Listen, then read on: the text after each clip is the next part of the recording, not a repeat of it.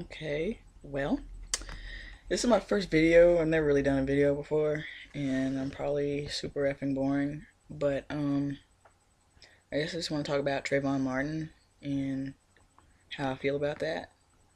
Cause my main issue is like I listened to the 911 tape, and my main issue is first of all, he was walking down the street, and George Zimmerman's definition of suspicious is looking around at things in the rain at night wearing a hoodie. Which I have done all of those things. Like, I don't know about anybody else, but when I walk down the street, I look at my surroundings. Like, who walks down the street with, like, tunnel vision, you know? Like, of course, he was looking around because it's the middle of the, it's like at night, and he's walking down the street. And there's no law or anything that says walking around in the rain is something only criminals do. Because you know what? Just because it's raining outside doesn't mean that someone doesn't have somewhere to go. So you can't be like, oh, they're suspicious because it's raining outside. Like, I was out in the rain earlier today taking care of my taxes. Should I have been arrested or shot at? No. Even if I had a hoodie on, and wearing a hoodie doesn't make you a criminal. Like, everybody wears hoodies. My mom wears hoodies. I wear hoodies. My grandma wears hoodies. Like, I don't know somebody that doesn't own a hoodie. So how is that even suspicious? Even all three of those things combined together does not make someone suspicious, because I have been outside in the rain at night walking around.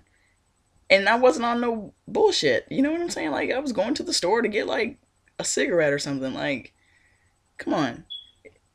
And then on top of that, after the investigation, they didn't do anything about, like, testing him for drugs or alcohol or nothing like that, which I know for a fact is a part of a criminal investigation. If you do anything like a serious crime, the fact that you're on drugs or you might be intoxicated can make or break your case. So the police test for that.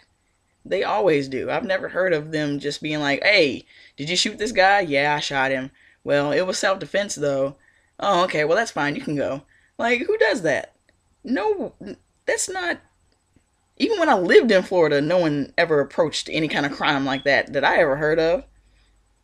And another thing that really bothers me about it is, like, what's really messed up is, like, on the tape, the 911 guy is like, do not pursue him. Don't follow him. You know, stop following him. You know, the guy asked him, are you following him? And Zimmerman's like, yes. So the operator's like, we don't need you to do that. That's exactly what he said. And you can hear even on the tape that George Zimmerman continues to follow the guy. Now, I don't know about you guys, but the way I operate is if I'm walking down the street, especially at night, and I see a strange car trailing me, I'm gonna be really wary and suspicious. Because I don't know this car, I don't know this person in this car, and they're following me for no good reason. So I would be suspicious of that. And he even mentions that, yeah, now he's looking at me. Yeah, he's looking at you. Why would he not look at you? Because you're following him in a car and he's on foot. He's gonna look at you. You take that as a threat and you need to defend yourself against him looking at you by shooting him? Really? I don't believe that. And if you get out of the car and follow somebody, yeah, they're going to take out running. And since George Zimmerman is like, these assholes always get away, I would bet anything that when Trayvon took out running, George Zimmerman pursued him on foot, ran after him. And if I'm walking down the street and there's a strange car following me, and I look at them and stare at them to let them know that I know you are doing this, like staring at someone like by social rules or social standards, staring at someone is like acknowledging that I know that you were looking at me and I don't like it, or I want you to look back at me or something. You know what I'm saying? Like, staring at someone socially is a way to get their attention.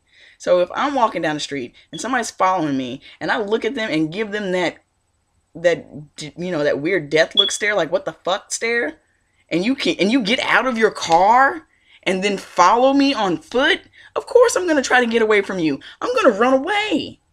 I'm going to do anything I can to get away from you because I don't know you and you're following me. That's creepy. Creepy. It is effing creepy. Like, come on.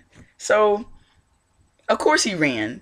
And then dude chased him. And I would bet you any kind of money that if he could have caught him on foot running, or if he did get close to him, he probably either said something that was way out of the way, or he may possibly have tried to grab him and physically detain him to keep these assholes from getting away.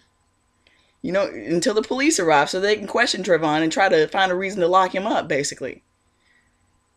So the whole damn thing was fucked up. If the guy's running away from you and if you start off and he's minding his own business walking down the street and you're following him and then he runs away from your following him and you run to him, how is that self-defense? How do you have a self-defense claim anymore? You ran to the trouble. You invited trouble. You ran up on somebody who was minding their own business. And then you want to claim self-defense? Of course they're going to defend themselves. I don't know anybody else out there in the world, but if I ran up on anybody that I've ever even seen anywhere around where I live at, whether they know me or not, if I ran up on them, like I'm trying to stop them from doing something that they're doing, and I have no business doing that, they're going to do something about it. Like, I don't know not one single person in anywhere around where I live at or any other state. I've lived in Florida. I've lived in Texas. I've lived in Alabama, Mississippi, California. I done lived in a whole bunch of different states. And in no state have I ever had the notion that it is okay to run up on somebody and try to stop them from going somewhere. No matter who you are or who they are. That doesn't fly anywhere in society. So I think it's absolutely outrageous for the police department in Florida to assume that George Zimmerman is just, you know, Mr. Goody Two-Shoes, neighborhood block, you know, making sure everybody's safe by running up on motherfuckers and scaring the fuck out of children and then shooting them.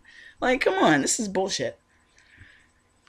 But it's just a lot going on about the whole thing, and I've got my opinion on it, and I just felt like I needed to weigh in, just say something about it, because, I mean, the whole thing is, obviously, it is so obvious that this is fraudulent investigating. Completely fraudulent investigating.